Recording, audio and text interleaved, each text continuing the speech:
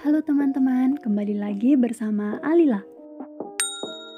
Kita akan belajar materi Bahasa Indonesia kelas 4, tema 8 tentang jenis-jenis cerita fiksi. Simak penjelasannya baik-baik ya.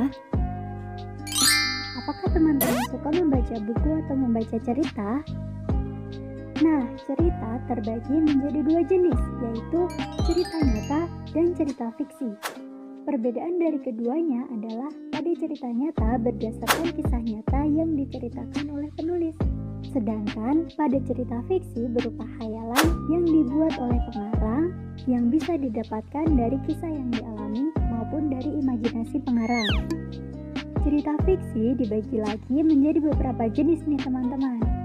Kali ini Alila akan menceritakan beberapa jenis cerita fiksi dan contohnya. Yang pertama adalah legenda. Mungkin teman-teman pernah mendengar cerita mengenai suatu wilayah, sebuah peninggalan sejarah, atau nama suatu daerah. Nah, cerita inilah yang disebut sebagai legenda. Legenda adalah dongeng yang menceritakan tentang asal-usul suatu tempat seperti wilayah, daerah, atau tempat yang jadi objek wisata. Legenda juga menceritakan beberapa kejadian alam atau bagaimana terjadinya suatu benda yang diceritakan sebagai cerita khayalan dan ada keajaiban pada ceritanya. Contoh legenda adalah Tangkuban Perahu. Sang Kuryang yang marah menendang kapal buatannya. Kapal besar itu pun terbalik tertelungkup. Semakin lama, kapal itu tertutup oleh tanah dan berubah menjadi gunung. Gunung itu kini dikenal sebagai Gunung Tangkuban Perahu, yang berarti perahu tertelungkup. Jenis yang kedua adalah fabel.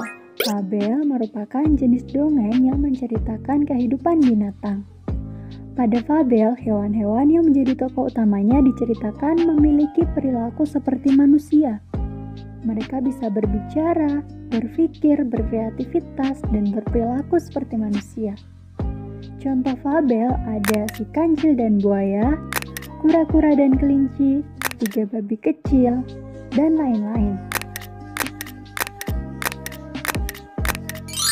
Jenis yang ketiga adalah mite.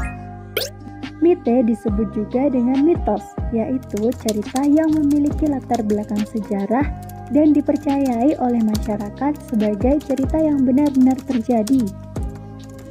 Cerita pada mite berhubungan dengan kepercayaan, benda goib, roh atau dewa-dewi yang dipercayai mempunyai kekuatan goib. Dalam mite biasanya tokoh utama dari cerita ini adalah dewa, dewi, atau tokoh yang memiliki kemampuan goib. Contoh mite ada Jakatarub dan Dewi Nawangwulan, dan lain-lain. Dan yang terakhir adalah saga. Saga atau sage merupakan cerita atau kisah lama yang menceritakan tentang kepahlawanan dan keberanian tokoh dalam cerita. Dalam cerita juga mengandung beberapa unsur sejarah yang berhubungan dengan peristiwa itu. Saga merupakan cerita rakyat yang berdasarkan pada peristiwa sejarah yang kemudian dikombinasikan dengan cerita khayalan rakyat. Contoh saga adalah Calon Arang, Lutung Kasarung, Si Pitung, dan lain-lain.